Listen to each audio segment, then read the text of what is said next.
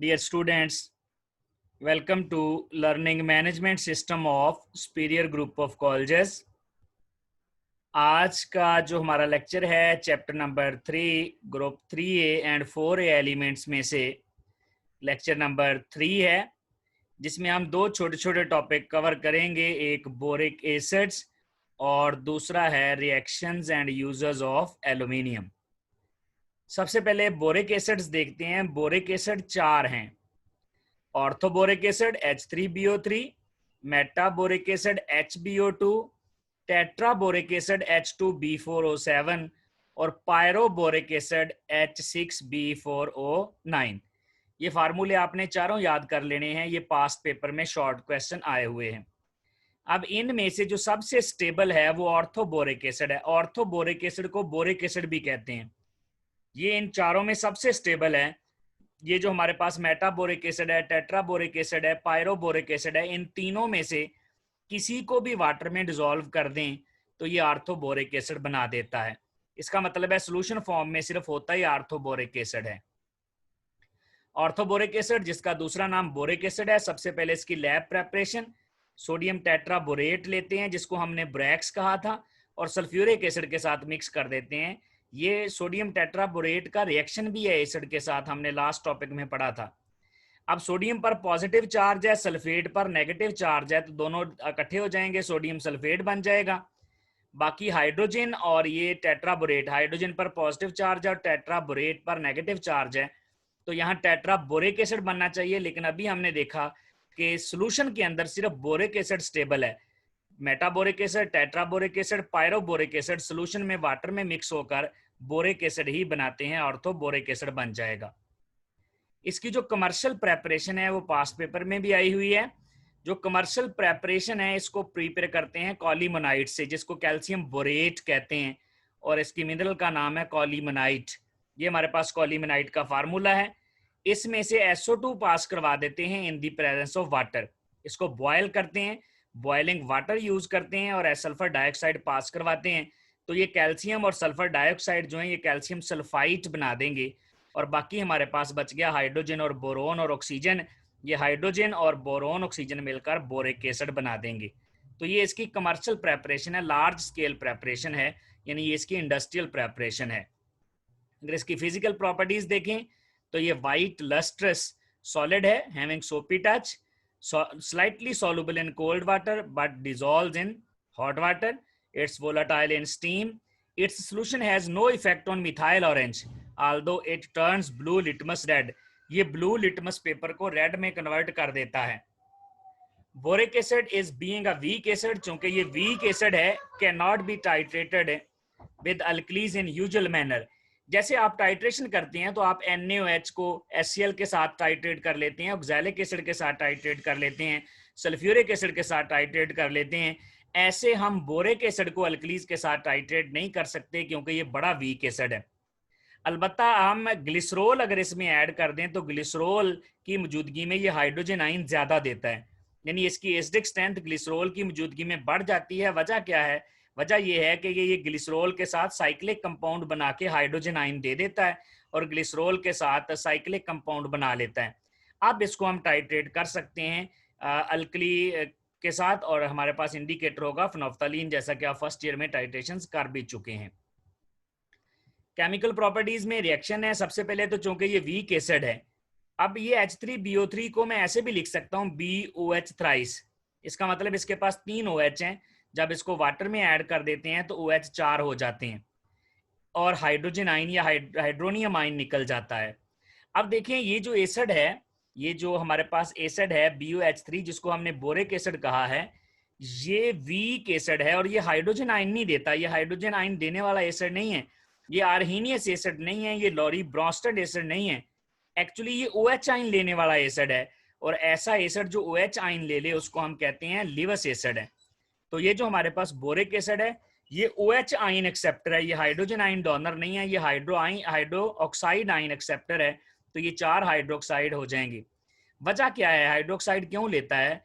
क्योंकि बोरोन जब 3 बांड बना लेता है तो उसका ऑक्टेट फिर भी कंप्लीट नहीं होता। उसके वैलेंस शेल में 6 इलेक्ट्रॉन होते हैं, बांड जब 3 बन जाते हैं, अभी भी उसको 2 इलेक्ट्रॉन चाहिए होते हैं। तो एक कोऑर्डिनेट कवलेंट बॉन्ड बना लेता है OH के साथ और बॉन्ड 4 पूरे करके 8 इलेक्ट्रॉन पूरे कर लेता है। तो ये एक वीक एसिड है और है लिवस एसिड है, क्योंकि ये हाइड्रोक्साइड आइन एक्सेप्टर है, इलेक्ट्रॉन पेयर एक्सेप्टर है। ये हाइड्रोजन आइन डोनर नहीं है, ये प्रोटॉन डोनर भी नहीं है। इसकी Ka की वैल्यू देखें कितनी कम है, 6 × 10⁻⁻10। इसका मतलब है ये बहुत ही वीक एसिड है। Ka की वैल्यू जितनी ज्यादा होती है एसिड की स्ट्रेंथ उतनी ही ज्यादा होती है। नेक्स्ट रिएक्शन है एक्शन ऑफ हीट। तो जब भी हम हीट करते हैं, जब हम हीट करेंगे इसको 100 डिग्री सेंटीग्रेड पर, तो ये बना देगा मेटाबोरिक एसिड H3BO3। 100 डिग्री सेंटीग्रेड पर हीट किया मेटाबोरिक एसिड, और फिर इसको फर्दर 160 डिग्री सेंटीग्रेड पर हीट किया तो टेट्राबोरिक एसिड। और टेट्राबोरिक एसिड को जब स्ट्रॉन्ग हीटिंग करते हैं तो बोरिक एनहाइड्राइड बन जाता है।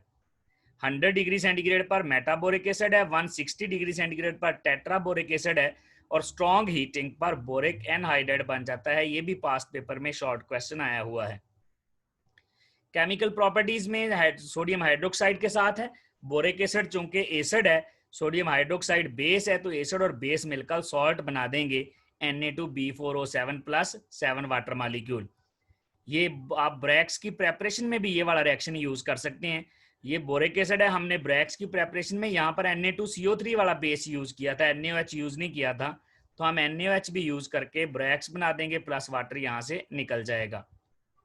सोडियम कार्बोनेट के साथ ये वाला रिएक्शन हम ब्रैक्स की प्रेपरेशन में पढ़ चुके हैं। जो ब्रैक्स की पहली प्रेपरेशन थी वो इसी के साथ थी, बोरिक एसिड और सोडियम कार्बोनेट। तो ये बन जाएगा sodium tetraborate plus carbon dioxide और वाटर निकल जाएगा यहाँ से।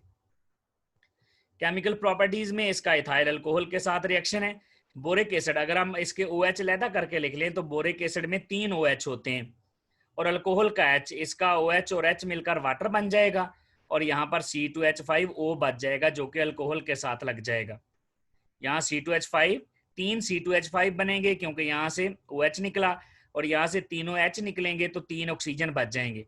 तीनों H निकाल दें इधर से और यहाँ से ऑक्सीजन बचा लें, ये बच जाएगा BO3। ये BO3 बच गया, और इधर से 3 OH निकल जाएंगे। ये जो H और OH है मिलकर वाटर बना देंगे। यहाँ से बचेगा C2H5 के 3 हमारे पास मोल हैं तो थ्राइस हो जाएगा, और यहाँ से BO3 बच जाएगा, इथाइल बोरेट बन जाएगा। इसके यूजर्स हैं, ये भी पास पेपर में शॉर्ट क्वेश्चन आया हुआ है। ये एंटीसेप्टिक के तौर पर भी यूज होता है, मेडिसिन में, ये ऑइंटमेंट्स वगैरह में, और बोरिक सोल्यूशन में, ये जो हमारे पास आई वाश सोल्यूशन होते हैं उनके अंदर भी यूज होता है। इसको फूड प्रिजर्वेटिव के तौर पर यूज करते हैं, ग्लास इंडस्ट्री में भी यूज होता है, और ये पोट्री में भी यूज होता है, पोट्री बर्तन साजी में भी यूज करते हैं। इससे जो ग्लास बनते हैं उनको बोरेट ग्लेज कहते हैं, बड़े फ्यूजिबल होते हैं then silicate glazes and possess higher coefficient of expansion. Higher coefficient of expansion से मुराद होता है उनको अगर आपने एक्सपैंड करवाना है तो बहुत ज्यादा टेम्परेचर आपको चाहिए होगा। It is used in candle industry for stiffening of wicks. Stiffening of wicks यानी जो विक्स होती हैं, कैंडल्स होती हैं, उनको स्टिफ करने के लिए भी यूज करते हैं। बोरेट ग्लेजेस मोर फ्यूजिबल होते हैं सिलिकेट ग्लेज से, यानी इनकी एक्सपेंशन पावर ज्यादा होती है। तो बोरेट ग्लेजेस की एक्सपेंशन पावर ज्यादा एक्सपैंड करते हैं। रिजल्ट क्या निकलता है, जो पॉटरी होती है, जो बर्तन होते हैं, उनकी सारी सरफेस के ऊपर ये फैल जाता है। तो कोएफिशिएंट ऑफ एक्सपेंशन ज्यादा होने से मुराद है एक्सपैंड ज्यादा करेगा, जबकि सिलिकेट ग्लेजेस इतने ज्यादा एक्सपैंड नहीं करते। Reactions of aluminium. एल्यूमिनियम के रिएक्शंस में पहला है विद एयर। एयर के साथ नॉर्मल कंडीशन में ही रिएक्शन कर जाती है एल्यूमिनियम बड़ी रिएक्टिव मेटल है। इसकी रिएक्टिविटी इतनी ज्यादा है कि एयर में अगर रखें तो एल्यूमिनियम ऑक्साइड की इसके ऊपर लेयर बन जाती है। वो जो एल्यूमिनियम ऑक्साइड के ऊपर लेयर बनेगी वो इसको प्रोटेक्ट करके रखेगी और फर्दर अटैक नहीं होने देगी। यही वजह है जो एल्यूमिनियम की शीट्स होती हैं वो कुरियन फ्री होती हैं। क्यों कुरियन फ्री होती हैं? क्योंकि उनके ऊपर लेयर बन जाती है एल्यूमिनियम ऑक्साइड की। अब ये एल्यूमिनियम ऑक्साइड की लेयर जो होती है इंडस्ट्री में भी बनाते हैं, वो इसकी थिक लेयर होती है। इंडस्ट्री में एल्यूमिनियम के ऊपर एल्यूमिनियम ऑक्साइड की जो लेयर बनाते हैं उसको एनोडाइजिंग कहते हैं। ये आपने फर्स्ट ईयर चैप्टर नंबर 10 में भी पढ़ा हुआ है, जब आपने electrolytic importance of some industrial process वाला टॉपिक चैप्टर 10 में पढ़ा था कि ये एल्यूमिनियम ऑक्साइड की थिक लेयर बन जाती है। थिक लेयर बनने की वजह से फर्दर रिएक्शन नहीं करता, अब इसकी कुरियन भी नहीं होती। इस प्रोसेस को एनोडाइजिंग कहेंगे। एनोडाइजिंग क्या है? एल्यूमिनियम के ऊपर एल्यूमिनियम ऑक्साइड की एक थिक लेयर बना देना। एल्यूमिनियम के रिएक्शन हाई टेम्परेचर पे, जब इसको 800 डिग्री सेंटीग्रेड या इससे ऊपर हीट करते हैं तो रिजल्ट क्या निकलता है, ना सिर्फ ये ऑक्सीजन से मिलता है बल्कि नाइट्रोजन के साथ भी मिल जाता है। एल्यूमिनियम के साथ मिलकर एल्यूमिनियम ऑक्साइड और नाइट्रोजन के साथ मिलकर एल्यूमिनियम नाइट्राइड। एल्यूमिनियम पर +3 होता है, नाइट्रोजन पर -3 होता है, तो दोनों पर चार्ज सेम है, हम एज इट इज लिख देंगे ALN। एल्यूमिनियम +3 है, ऑक्सीजन -2 है, तो दोनों पर चार्ज डिफरेंस है, तो हम क्या करेंगे, एक्सचेंज कर देंगे। इस पर +3 है तो ये ऑक्सीजन के साथ चले जाएगा, ऑक्सीजन 3 हो जाएंगे, और ऑक्सीजन -2 है तो ये एल्यूमिनियम के पास चले जाएगा, ये Al2O3 बन जाएगा। इसका रिएक्शन विद नॉन मेटल्स के साथ भी रिएक्शन कर जाती है, बड़ी रिएक्टिव मेटल है। एल्यूमिनियम क्लोरीन से मिलकर एल्यूमिनियम क्लोराइड, एल्यूमिनियम +3 होता है और क्लोरीन -1 होता है, तो एक एल्यूमिनियम के साथ 3 क्लोरीन आएंगे। सेम हाइड्रोजन के साथ भी होगा, एक एल्यूमिनियम 3 हाइड्रोजन से जुड़ेगा, एल्यूमिनियम हाइड्राइड। सल्फर ऑक्सीजन की तरह का कंपाउंड है, सल्फर ऑक्सीजन की तरह का कंपाउंड बनाएगा क्योंकि सल्फर का तलक छठे ग्रुप से है। अगर सल्फर का तलक छठे ग्रुप से है तो ऑक्सीजन का भी छठे ग्रुप से है। ऑक्सीजन बनाता है Al2O3 तो सल्फर बनाएगा Al2S3। फास्फोरस और नाइट्रोजन एक जैसे हैं क्योंकि दोनों का तलक एक ही ग्रुप से है। नाइट्रोजन क्या बनाता है ALN, तो फास्फोरस बनाएगा AlP, एल्यूमिनियम फॉस्फाइड।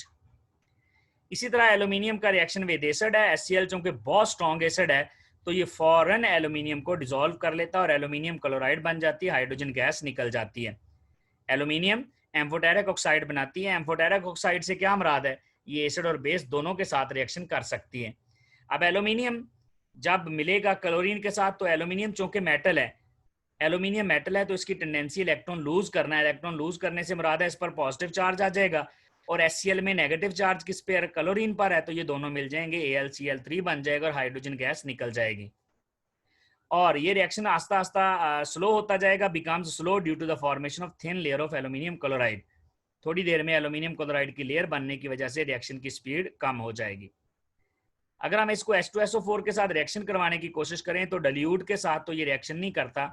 HCl और सल्फ्यूरिक एसिड में से HCl ज्यादा स्ट्रॉन्ग है, सल्फ्यूरिक एसिड HCl से वीक है, डाइल्यूट के साथ रिएक्शन नहीं करता, लेकिन हॉट कंसंट्रेटेड सल्फ्यूरिक एसिड के साथ रिएक्शन कर जाता है और ये बना देता है Al2SO4 थ्राइस, प्लस इसमें से SO2 गैस निकल जाती है और वाटर बन जाता है।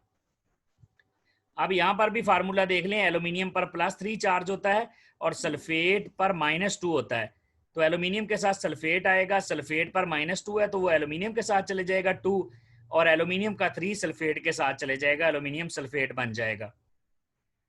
लास्ट रिएक्शन एसिड्स में से एसिड नाइट्रिक एसिड के साथ है, नाइट्रिक एसिड के साथ ये रिएक्शन नहीं करता due to the protective layer of oxide. अब यहाँ पर ये भी शॉर्ट क्वेश्चन आया हुआ है कि why nitric acid is stored and transported in aluminium bottles. जो नाइट्रिक एसिड है इसको एल्यूमिनियम बॉटल्स में स्टोर करते हैं, एल्यूमिनियम बॉटल्स में ट्रांसपोर्ट करते हैं, वजह क्या है, क्योंकि ये एल्यूमिनियम के साथ रिएक्शन नहीं करता, वजह due to the protective layer of oxide. इसको कहते हैं this is said to render the aluminium passive. Passive का मतलब होता है जो शुरू में रिएक्शन करे और बाद में रिएक्शन ना करे due to protective layer of oxide. एक अनर्ट होता है, अनर्ट होता है जो रिएक्शन करता ही नहीं है।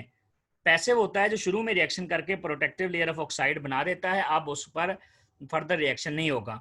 तो जो एल्यूमिनियम हम जिसमें नाइट्रिक एसिड स्टोर करते हैं एक्चुअली उसके ऊपर protective layer of aluminium oxide बनी होती है, जिसकी वजह से वो रिएक्शन नहीं करता नाइट्रिक एसिड के साथ और हम नाइट्रिक एसिड इसी में ट्रांसपोर्ट और स्टोर करते हैं। अब इसके रिएक्शन बेसिस के साथ है, एल्यूमिनियम चूंकि एम्फोटेरिक ऑक्साइड बनाता है तो इसका मतलब है ये एसिड बेस दोनों से मिल सकता है।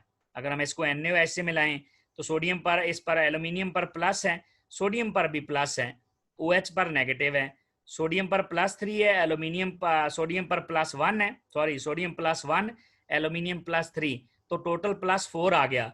तो इसका मतलब है सोडियम और एल्यूमिनियम के साथ 4 OH आएंगे, टोटल -4 आएगा। सोडियम +1 एल्यूमिनियम +3 +4 और 4 OH हैं उन पर -4 आएगा, तो ये स्टेबल कंपाउंड बन जाएगा सोडियम एल्यूमिनेट। और अगर KOH यूज करेंगे तो पोटेशियम एल्यूमिनेट बन जाएगा।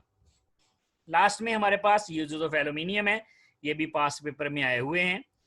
पहला इसका यूज है कि ये हाई टेंसाइल स्ट्रेंथ होती है, अगर चाहिए 3 टाइम्स लेस इसकी जो है आयरन से, एल्यूमिनियम लाइट होता है, इसकी डेंसिटी कम होती है, लाइटर है, लेकिन फिर भी टेंसाइल स्ट्रेंथ बहुत ज्यादा है, जिसकी वजह से कंस्ट्रक्शन ऑफ एयरक्राफ्ट्स में, शिप्स वगैरह में यूज होता है।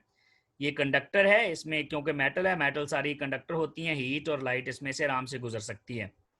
एल्यूमिनियम लाइट को रिफ्लेक्ट करता है, जिसकी वजह से ये jam, it is use to jam the radar, ये रडार को जैम करने के लिए भी यूज़ कर सकते हैं। ये नॉन मैग्नेटिक है, यानी ये मैग्नेटिक फील्ड को अपनी तरफ अट्रैक्ट नहीं करता है, इसकी वजह से इसको नेविगेशनल इक्विपमेंट में भी यूज़ करते हैं, ताकि पता ही ना चले कि इस तरफ से कोई भी ऐसा कोई इक्विपमेंट मौजूद है जिसमें जो नेविगेशन कर रहा है और पकड़ा जाए। तो ये नॉन मैग्नेटिक होता है, ये मैग्नेटिक फील्ड को सेंस नहीं करता। नॉन टॉक्सिक है, नॉन टॉक्सिक है इसका मतलब है हम जो खाने वाले बर्तन हैं वो इससे बना सकते हैं, making food and bring equipments and packaging. Uses of aluminium में it is good reducing agent, और ये केमिकल इंडस्ट्री जो स्टील की इंडस्ट्री है उसमें यूज़ होता है। रिड्यूसिंग एजेंट सारी मेटल्स ही होती हैं, all metals are reducing agents. Reducing agent होता है जो इलेक्ट्रॉन लूज कर सके। ये अलॉयज भी बना सकती हैं डिफरेंट मेटल्स के साथ। कुकिंग यूटेंसिल्स भी बनाए जाती हैं क्योंकि ये नॉन टॉक्सिक है, तो इसमें खाने वाले बर्तन बनाए जा सकते हैं। और इसके अलावा पेट्रोल और मिल्क स्टोरेज टैंक जो होते हैं, ये टैंकर जो होते हैं उनका जो टैंक होता है वो जो जिसमें पेट्रोल लेके जाते हैं वो भी एल्यूमिनियम का ही बनता है, क्योंकि एल्यूमिनियम जो है ये रिएक्शन नहीं करता और इसके साथ साथ हीट को रिफ्लेक्ट करके वापस भेज देता है और इसको प्रिवेंट करता है फ्रॉम हीटिंग, यानी पेट्रोल वगैरह को हीट भी होने से बचाता है। ये है हमारे पास दो टॉपिक छोटे छोटे, बोरिक एसिड और एल्यूमिनियम के रिएक्शन और uses. Thank you very much.